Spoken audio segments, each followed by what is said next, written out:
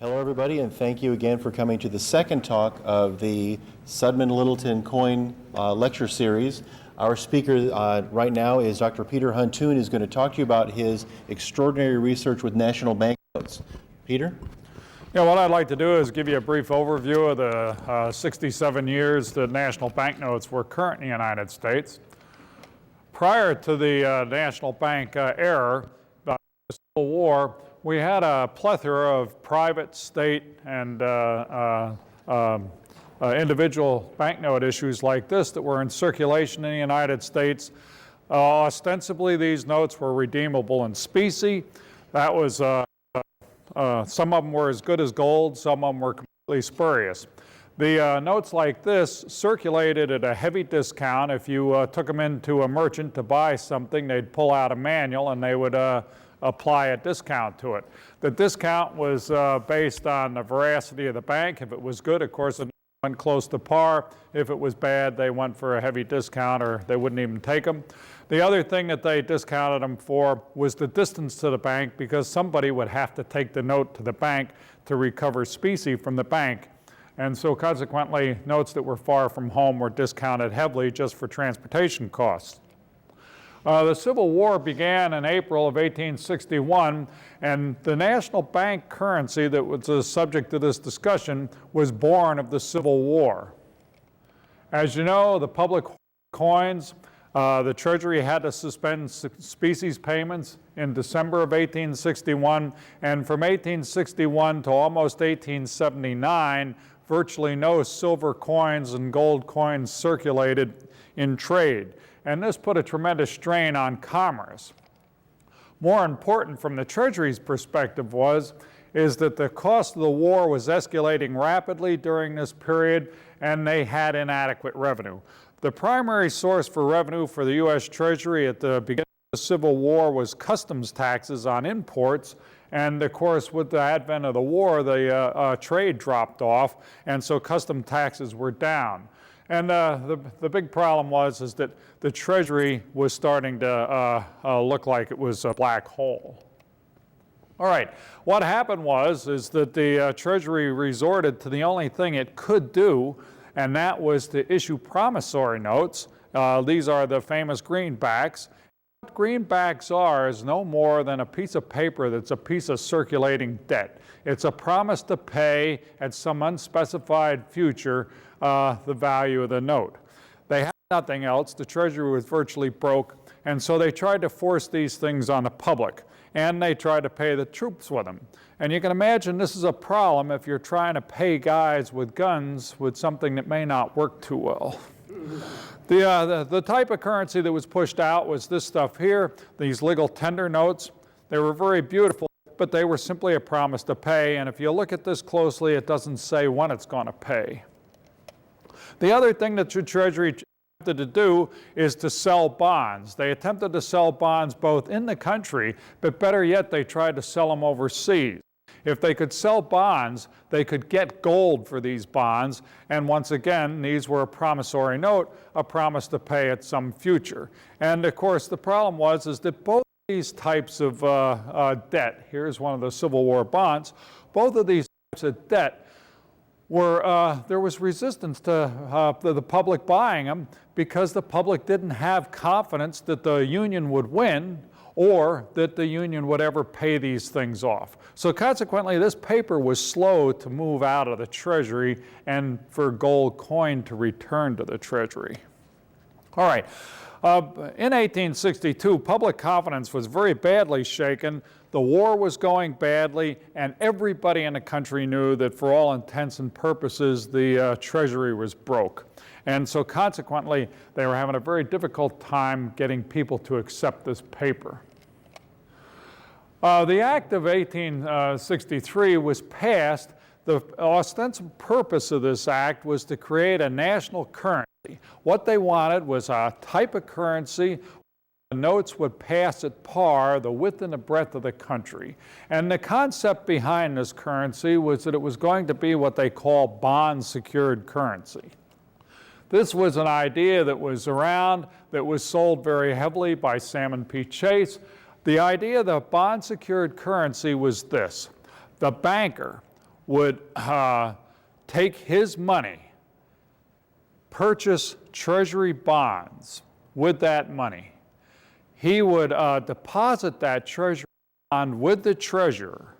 The treasurer would in turn issue currency to the bank, the national banknotes, and then the banker would have some currency on hand. It was he paid in currency, he ended up getting currency back. The idea, though, was that the bonds that secured the currency were still sitting there with the Treasury in Washington. The idea here is that if the bank failed, the treasurer held the collateral for the notes. He could sell those bonds, get the money for it, and redeem the notes that were in circulation. So the concept with this bond secured currency was that the note holder was protected. If the bank failed, he was still going to get payment for his notes. They would be redeemable. And this was a very bright idea that was sold to the public. And if you have a bright idea like that, it really works. Now, this thing virtually saved the Union. Anyway, the unstated purposes for this is that it created a market for the U.S. bonds because these would be the bonds that the bankers would buy to secure the currency.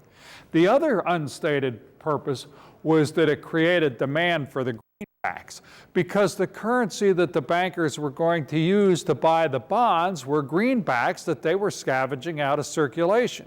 So they were creating a demand for greenbacks that they had to send in to buy the bonds. They were creating a market for the bonds, and what they produced was this wonderful, almost Ponzi-looking scheme to get this paper moving out of the Treasury and into useful purposes.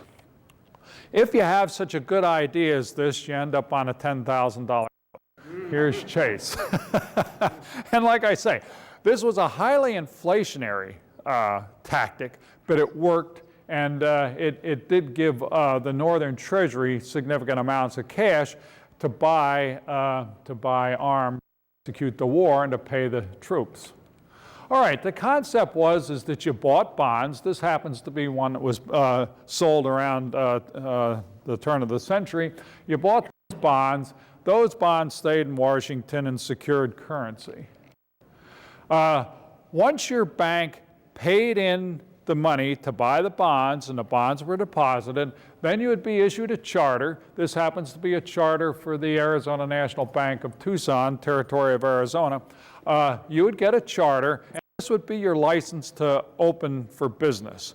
In a short while, they would print the currency for you and send it out to your bank. This happens to be the bottom note from the very first sheet of currency that was ever printed in the National Bank system. This happened to be issued by the First National Bank of Washington. Chase wanted the first issue to be released in Washington, so they sent it to the First National Bank of Washington because that was in the capital. He wanted this so that people would understand that this currency had a national character. Okay, it turned out that this particular note was actually issued on December 21st, 1863. Several dignitaries gathered at the First National Bank of Washington. The cashier, Huntington, and Cook, the president, signed these things, and they took this first sheet and they cut it up. And this particular piece was given to Salmon P. Chase, and he carried it around as a pocket piece for several decades. And on the back, he wrote, First National Bank Note Issued, SPC. Probably the most historic piece of paper money that's ever been found in the United States. And luckily, this thing survived. Chase took this note and he folded it up with the number one legal tender $1 bill and put those in his pocket and carried those for about 30 or 40 years from what we can tell. Oops, pardon me, let me go back to that. Up of the lower corner of the note, and you can see the bank serial number 1 right here. Okay, the thing that these notes funded was the execution of the Civil War, and this is one of the sad outgrowths of this.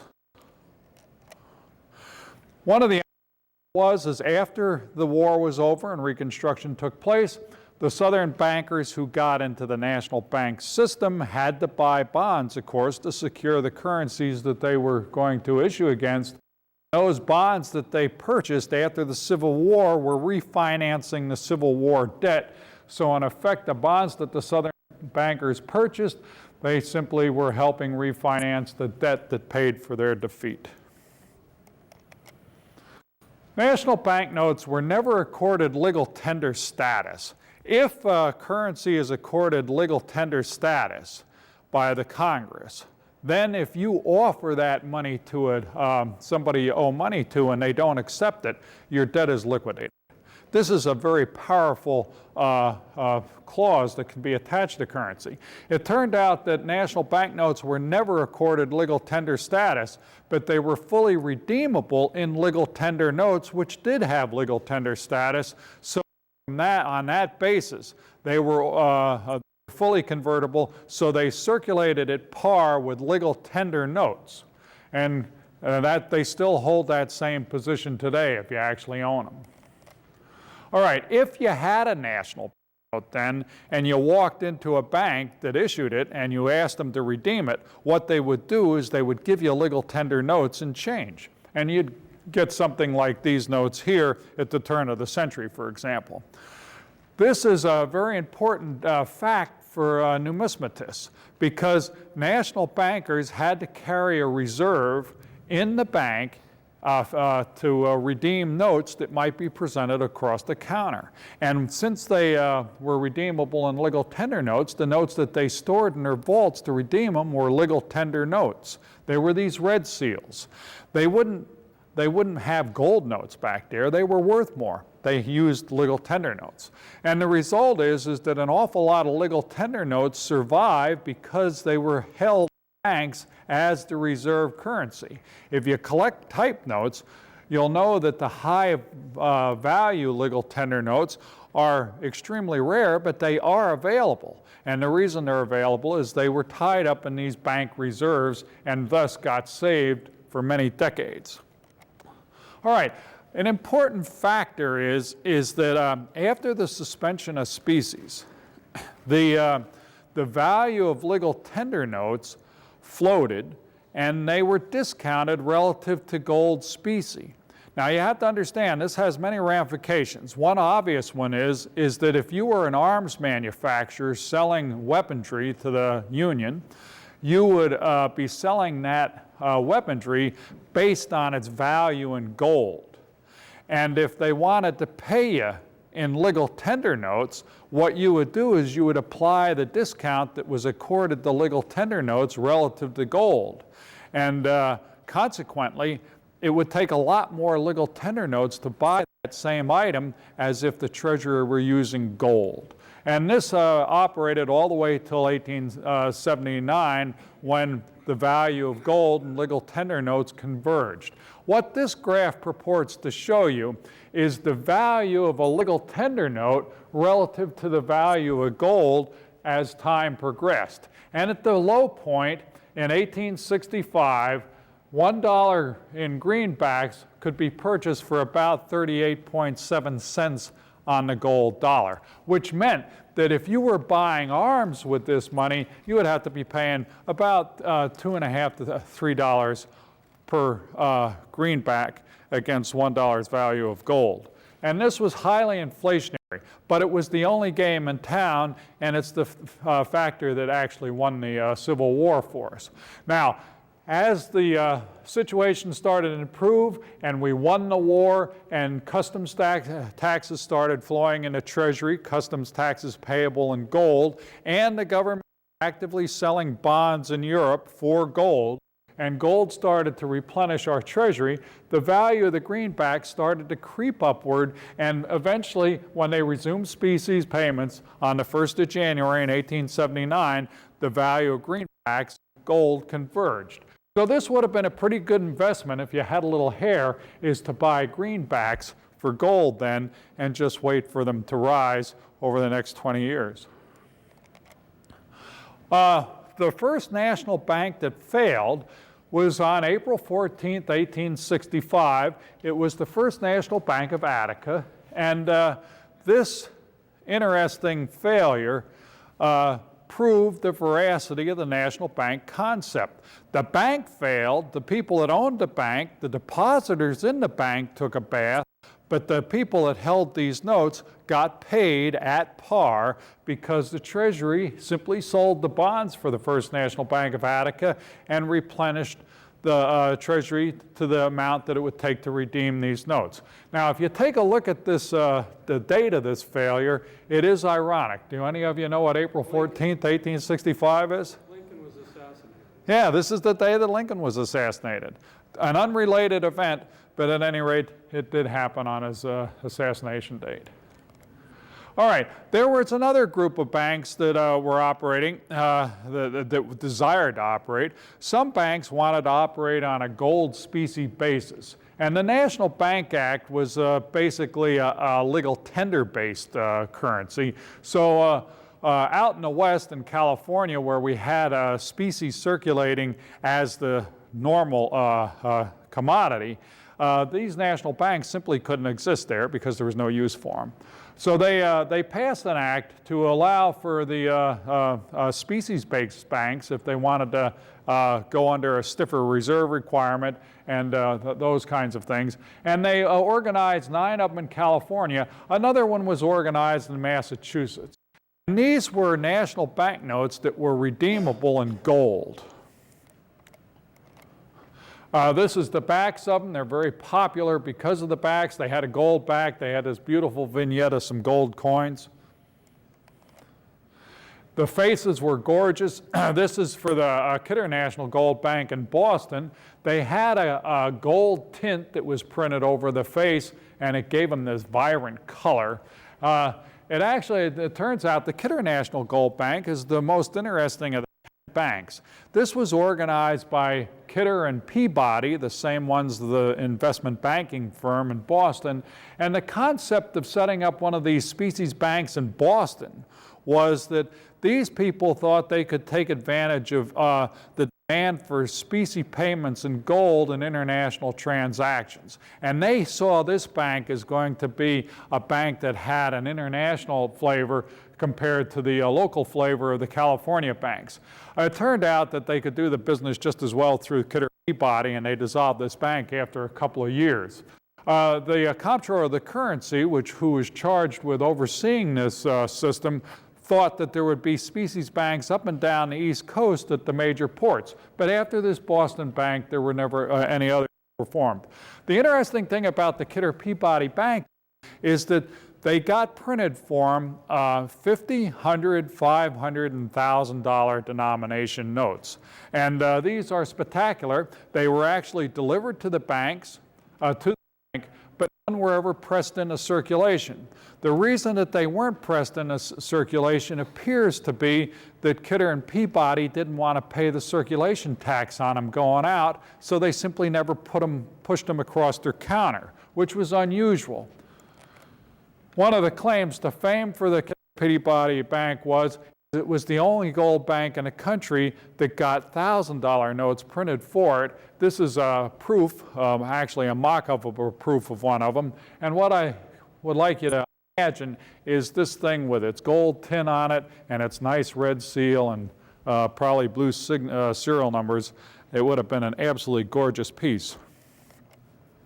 All right, the ones that did circulated in 9 gold banks in California, and these notes are very interesting. They were as good as gold. Everybody knew it. They were very popular. People out here loved them because they didn't have to carry gold. They carried these notes. They were a lot lighter. They were highly transportable. You read an old numismatic saw and some uninformed literature very often that these notes were disparaged. They would throw them in a spittoon. They'd clean the bars with them. You hear that nonsense. That was utter trash. That's a numismatic fabrication. That's a myth. The idea was these notes were loved.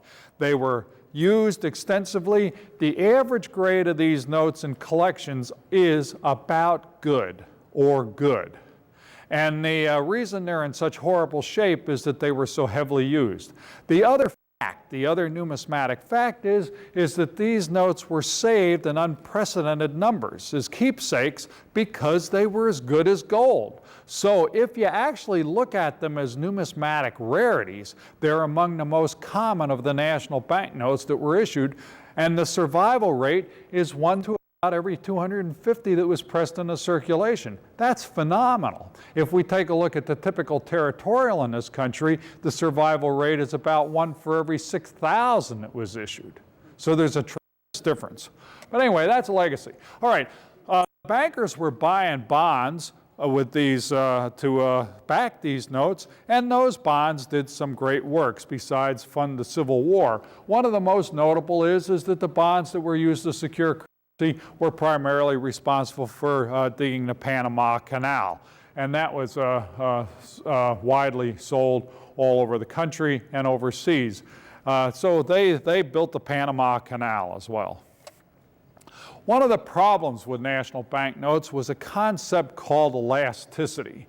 Elasticity is a property of currency that you have to understand because the national banknotes weren't particularly elastic.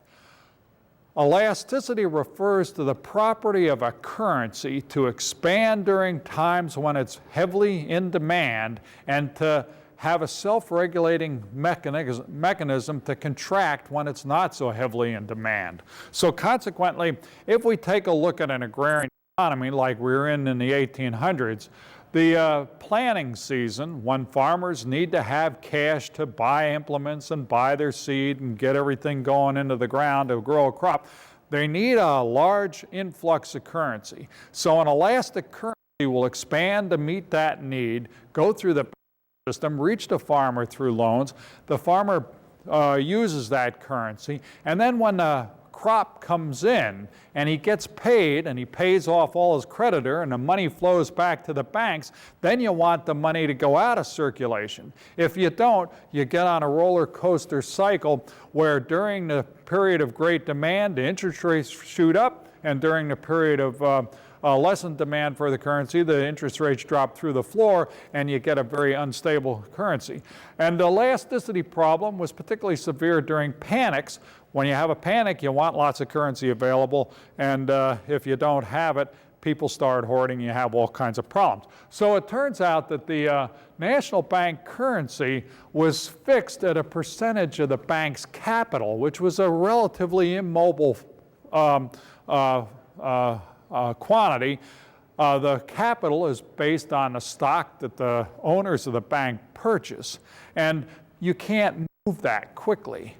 And so consequently, the circulation was fixed on the capital of the banks. It was not responsive to the demands of the business cycle. So the big complaint of this currency was that it was inelastic. And this ultimately proved to be its undoing. They tried to remedy this in 1908 after a particularly vicious panic in 1907. And what they did is they passed this thing called the Aldrich-Vreeland Act. And the Aldrich-Vreeland Act introduced the concept of elasticity. The way it worked is that the bankers could deposit something other than currency to secure these notes. What they could deposit was commercial paper or state or local bonds. And these would simply be deposited with the Treasury, and they would issue currency against them. This was softer backing than the bond-secured backing that we were talking about before, but the way it worked is that they would deposit this softer paper, they would get the national banknotes back for it, and they could circulate those things and expand the money supply. The mechanism that they used to regulate this is the tax they paid on this softer backing was higher than the normal tax on the bond-secured currency, so consequently there was a big incentive for the bankers only to use it when it was viable and to get that currency out of circulation as soon as the need for it was passed, so they didn't have to pay the high tax on it. So you had this self-regulating mechanism which introduced this concept of elasticity into national bank circulation. The only problem is that the terms written into the Aldrich-Vreeland Act were so stiff that the the emergency provisions of the currency were never invoked until World War I broke out, and that was in 1914, several years after the act was passed. When Archduke Ferdinand was assassinated, and you're looking at his assassin being caught by the police right there, when he was assassinated, there was a tremendous pressure on the United States for currency. Every ship that arrived in New York was filled with couriers carrying satchels filled with U.S. securities that the European governments and the European citizens wanted to sell now to get gold to take back to Europe to use to prosecute World War I.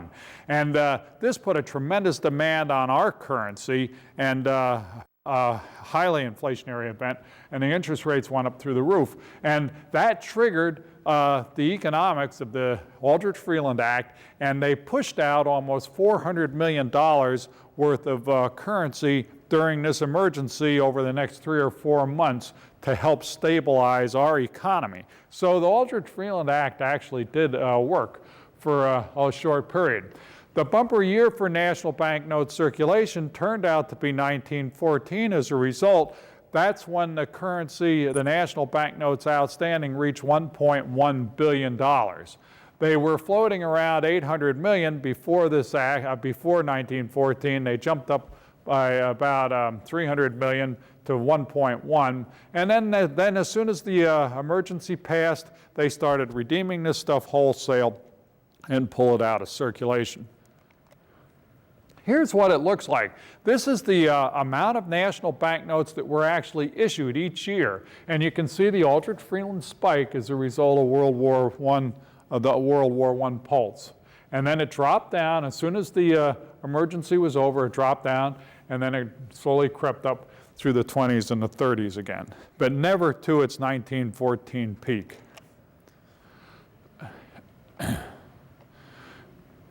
This is the outstanding now. The previous graph was the amount issued each year. This is the amount that's outstanding at any one given time, and you can see that 1914 spike once again. Now, this graph has a very interesting thing on it. Right here is where we went from large notes to small notes. The total amount of currency continued to grow through the small note era until they were shut off. But look at what happened to the large notes. That is the attrition curve. As soon as they shut off the spigot for large notes, this simply shows that they went out of circulation very rapidly.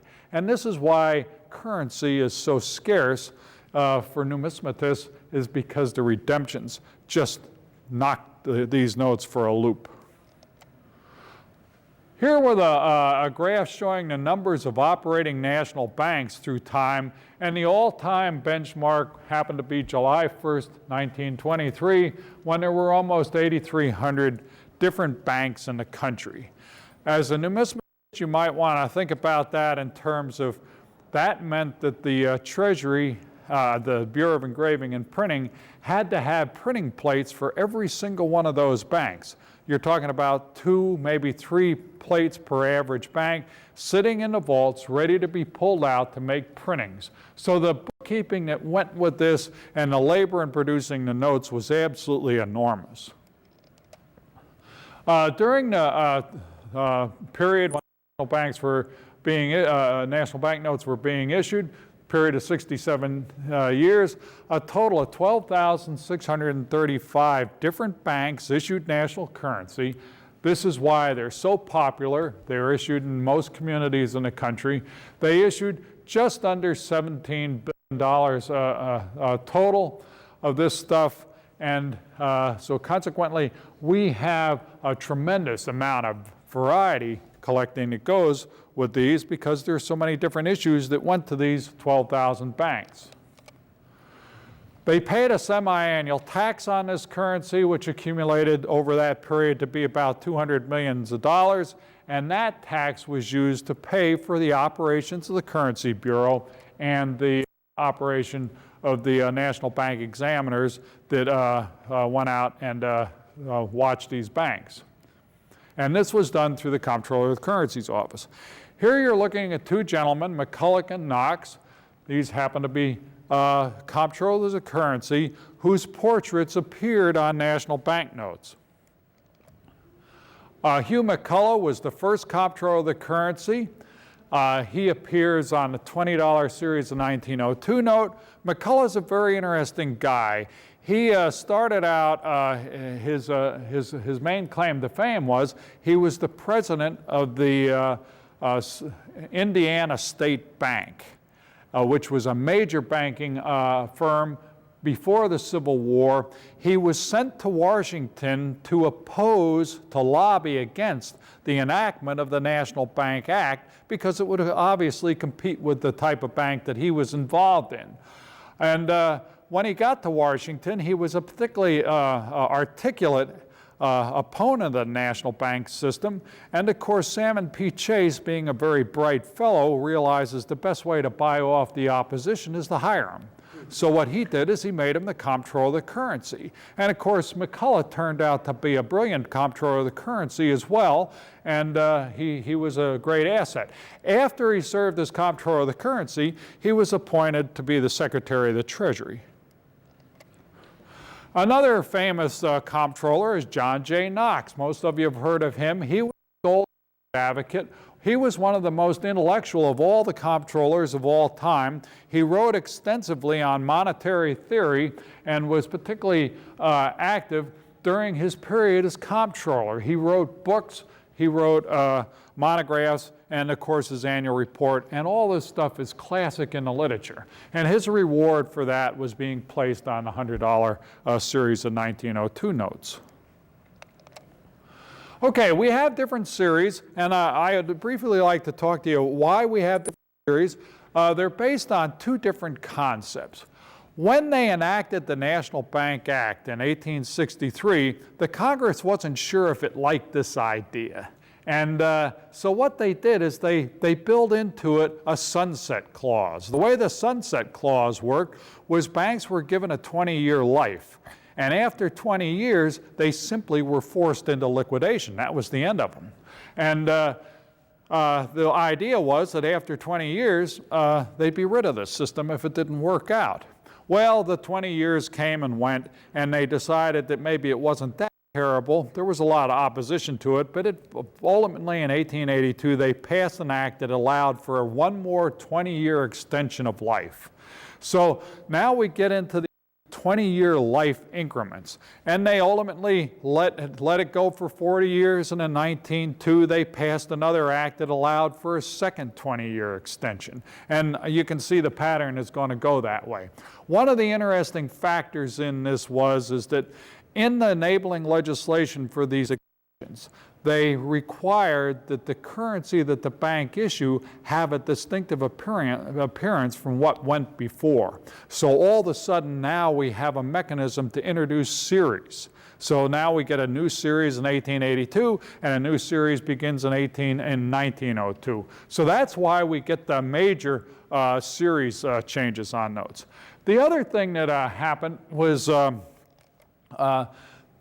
Aldrich-Freeland Act required distinctive currency as well. So you would be in the middle of a series when the Aldrich-Freeland Act was passed, and then you would get a different looking back on your notes to indicate the notes that were secured by softer currency. And then after the Aldrich-Freeland Act expired, then the back would revert to something more like what they were before, and you would have another back. So now we have an explanation for why we have three different series of currency and why we have different backs for the series that were current during the 1908 period when the Aldrich-Freeland Act passed. Okay, this shows it schematically. These are the three major series, and then the different backs come into play, and then there's of course numismatic oddities because some of the old backs continued to be printed after the expiration of the Aldrich-Freeland Act because there was nothing in enabling legislation that required that they revert to some previous back, so they kept using up the plates. But at any rate, this is the idea. I'm hitting the buttons too fast. Here's the notes that were issued. This happens to be what we call original series notes.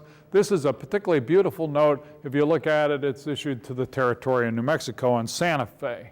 But at any rate, the ones were very popular, and they circulated widely. The backs were absolutely gorgeous on these early notes. What these are portraits that are hanging in the rotunda of the Capitol. They had them engraved into these beautiful vignettes. This happens to be DeSoto discovering the Mississippi. They all have these historic themes. This was a concept that Chase wanted, was that notes would have an educational value to the public that used them. But you can be sure that there weren't too many people seeing $10 and higher notes in 1863. They issued high value notes. These really didn't circulate. They stayed in the banks. But they did issue 500s and thousands. This happens to be one of the 500s. 3 of these things are known to exist. One of them is in private hands. This one happens to be the note that's in the Smithsonian. But what you have here is the surrender of Burgoyne and some battle scenes up there from the Revolution. But at any rate, gorgeous notes. You can imagine what the purchasing power of that thing was in 1863 when it was issued. You know, you were getting paid, what, 50 cents a day? I don't think you saw very many people carrying these in their wallets. Here's a Lazy 2. You all have heard of those. Very popular. If you don't get it, now you do. And then they issued thousands. It turned out that there were almost 7,500 of these thousands that were issued to a number of banks across the country. As of 1938, 21 of them are still on the books as being outstanding. However, not a single one has ever appeared. And this is the dream note that everybody is looking for. They hope they find one of these things in their wildest dreams of imagining coming on a horde. Where they went, we'd have no idea. It's going to be interesting to see if any come in. Here are the next series of 1882, very beautiful notes. And this happens to be a circus poster. That refers to the ornate design that's used to lay out the bank title in the center. This is the second series. And here you get to look at the 3 backs that go with the series of 1882. Here's the brown backs that are pre-Aldrich Vreeland, the date backs, which represent the Aldrich Vreeland backs, and then the post-Aldrich Vreelands, which we call value backs. And so we get 3 different backs in the series of 1882. We get the same thing in the series of 1902.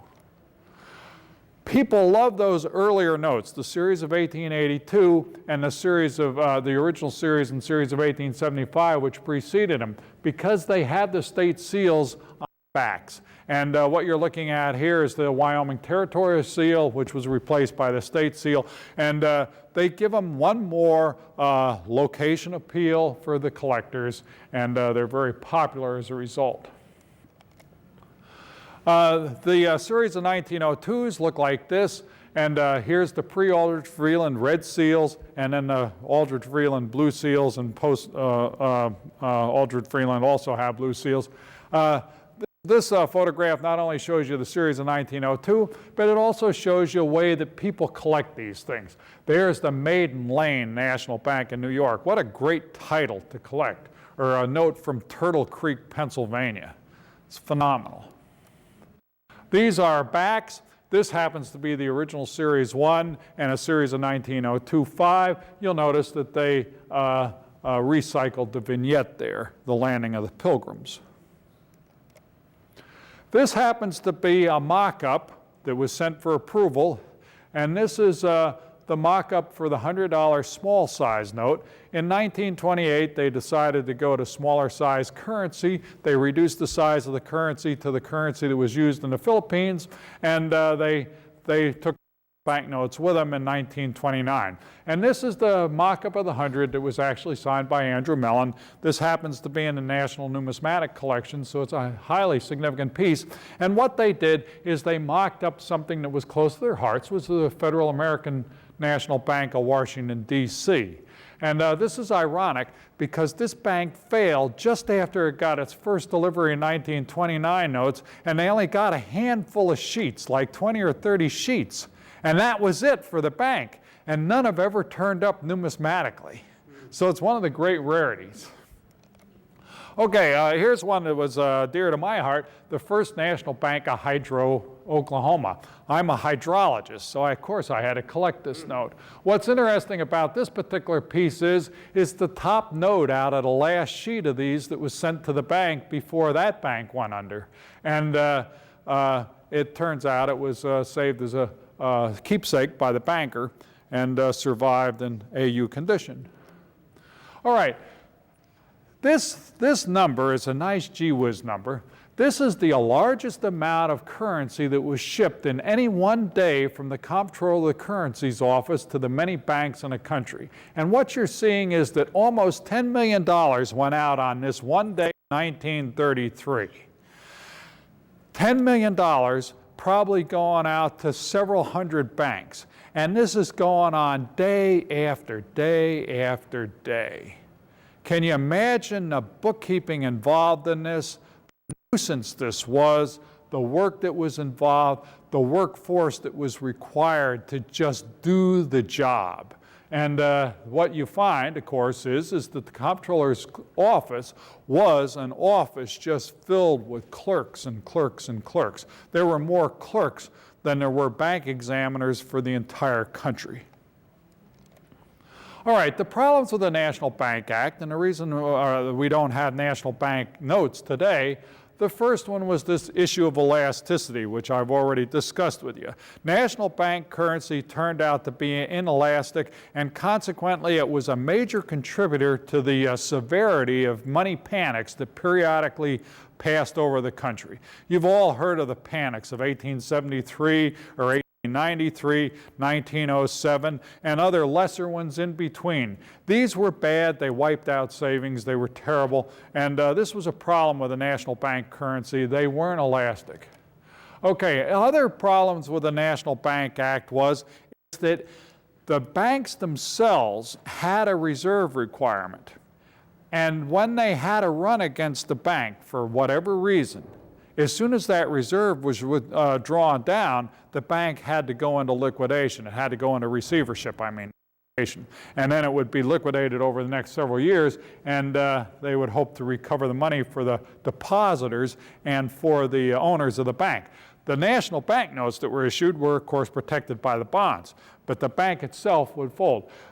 This problem was that every bank was a standalone. There was no provision in the National Bank Act for pooling of resources, so when one bank got into trouble, the others could come to its aid. That wasn't built into this system. And as a result, the national banks themselves were extremely brittle, and they failed easily. And thousands of them failed over the life of the National Bank Act. And they went out by the ton in the early 20s and in the Great Depression of the 30s. And people lost a lot of money in these things. So consequently, an alternative was required. And what they decided to do is pass a thing called the Federal Reserve Act, which remedied both of these problems. And the Federal Reserve Act was passed in 1913, and in 1935, the national bank notes were gone. This is what replaced the national bank notes, these Federal Reserve notes, and they have a couple of different series for the same reason. Nationals have different series, and they look pretty prosaic, and they're what you have in your pockets today. This happens to be the last $10 note that was ever sent out from the Comptroller's office. It was found at a coin show in Cincinnati a few years ago, in Indianapolis a few years ago by an astute collector. But at any rate, this was the last $10 note sent to a bank. It was an occurrence that occurred on July 13, 1935. Through serendipity, I was digging through a box of documents at the National Archives a few years ago, and I found a floating piece of paper which was the postal receipt for that shipment of all things. And somebody had gotten that piece of paper and they just threw it in a box to get rid of it and packaged it up and went out. And it was sitting there for us to discover. Fun story. Okay, this is a very interesting lazy too that's signed by Eldridge G. Spaulding as president. He was the representative from New York who who sponsored the National Bank Act through the House of Representatives. After it was passed and he left the House, he went to become the president of the Farmers and Mechanics National Bank of Buffalo. Particularly significant note. We issued these things from all over. Here's a particularly interesting one. This is from Puerto Rico. They, of course, went out to our possession. Banks were, they were going to charter banks in the Philippines and in Cuba too, but nobody got them organized. Here, whoops, I just blew past that one. This was the 1,000th territorial that was discovered. That happened to be an event that occurred at the last Memphis show. We've been keeping a census on territorials for 40 years, and this is the 1,000th one that's come in, and it was a great one from Grand Forks, Dakota Territory. So now we've got 1,000 of them, and it just gives you a very rich field to collect if you have deep pockets. Here's a particularly interesting note. This is from Tombstone, Arizona Territory. What you can see here is it's hand signed by the officers of the bank, and you can see this fellow, T.R. Brandt here. He's a man of very large ego. You see that? We call that a vanity signature. That note is a sad memento to Brandt because that ego got him killed. On November 2nd, 1917, a guy rode up to the bank. The First National Bank of Tombstone was a clapboard building with a small boardwalk the front of the building, and in front was a rail where you could tie off your horse. A guy rode up, tied off his horse to the rail, walked into the bank, and proceeded to hold up the bank. Brandt was in the bank alone as cashier, and this guy brandished a pistol and across the teller cage and demanded the cash. Brandt, being a man of enormous ego, wasn't going to yield his ground, and instead of reaching for the cash, he reached for a shotgun. The would-be bandit panicked and plugged him, and Brandt died 2 days later of a gunshot wound. The bandit ran out of the bank without the money, jumped on his horse, and started riding a horse down the road to Gleason, which was 10 miles to the east, to get away. People heard the shot. Somebody discovered Brandt lying in a pool of blood in the bank, and they started screaming. It turned out the sheriff was in town. He ran out. Of course, he didn't have a car. He didn't have a horse either. But the customs agent who was going to work down at Douglas, Arizona, happened to be there, was Model A4, and they chased the bandit down and caught him in about 5 miles, and that was his story. So it has there's a great deal of human appeal to these notes because we have these guys signing them and they have a local appeal. Here's another great one. What you're looking at here is the rubber stamp signature of John W. Poe, and Poe is a very interesting guy. Before he was president of the State National Bank of Artesia, Territory, New Mexico, I hope you get the irony of the state and the territory. These were hopeful bankers. Before he was president of this bank, he was a regulator. I don't know if you know what regulators are, but regulators were the hired guns for the cattle associations, and they would go hunt down the cattle rustlers and kill them. That was their job. Poe was sitting in Roswell, New Mexico, when another regulator rode into town, but this guy was now a U.S. Marshal named Pat Garrett. And Pat Garrett came into town, and he was looking for a posse to hunt down Billy the Kid.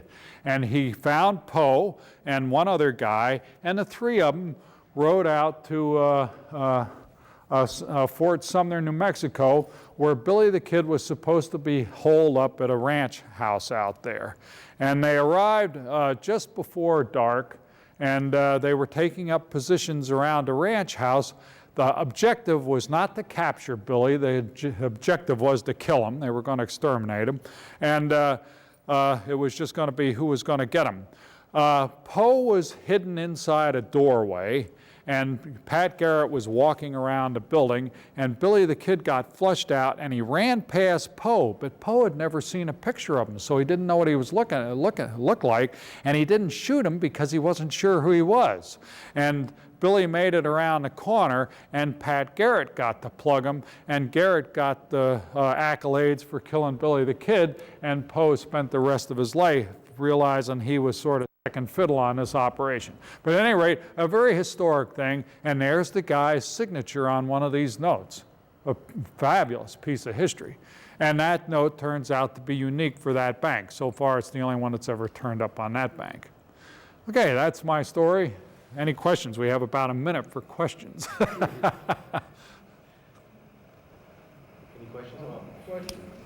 On your national notes, you said it was 12,000 and something. I thought it was 14,000. Well, there were 14,320 banks chartered before by 1935, but only 12,000, some 700 or what was it, issued. So yeah, you're right, there were 14,000 possible, but a lot of them didn't issue towards the end. And the reason they didn't issue is after the Federal Reserve Act was passed, they could relinquish their circulation privilege to the Federal Reserve. They could simply turn that over to the Federal Reserve, let the Federal Reserve buy the bonds, and they didn't have to get in the currency issuing business. So a couple of thousand banks opted out. Yeah, very good question. On your early chart, it would appear that the national bank notes never did start on a par with gold, that they started at about 78 cents and continued to drop. Is that accurate? That's exactly right. They always circulated at just about the same discount as gold. Yeah, so if I'd have been back there in 1865, I could have been buying these things for 38 cents on the dollar. Not bad. You mentioned one of the reasons why the national bank didn't work because they're so afraid on their sort of standoff. Was it never a concept to have like a sort of a reinsurance type process? Or There was nothing in the law that allowed it, and if there's nothing that allows it, it couldn't happen.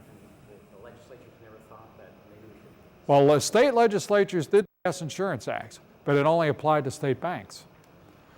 And every state that passed one of those insurance acts went belly up. Nebraska being a good idea, because what happens? All that does is draw every bad banker in the country in, and they set up lousy banks and fail, and they don't care. And that's exactly what happened. It wasn't until we had federal deposit insurance that we got around that. Yeah, that's a very poignant question.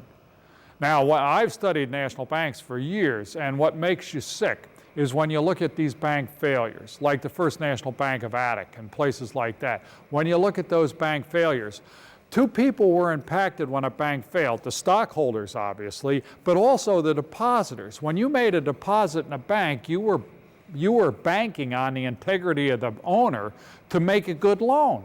And if he didn't, your money was at risk. And when the bank went into receivership, you were just one more creditor of the bank. And when you look at small banks that failed, and you see that after 15 years, they paid the last dividend, and that last dividend brought the payout up to 10.9% of the initial deposit. You're talking about people that got absolutely killed. And what happened is that during the Depression, the agricultural depression of the 20s and the major depression of the 30s, the money got wiped out of the middle class of the Midwest and the West and got circulated into the cities. And the farmers in the West were left with nothing. And what did they have to do? They had to migrate the factory jobs in the cities.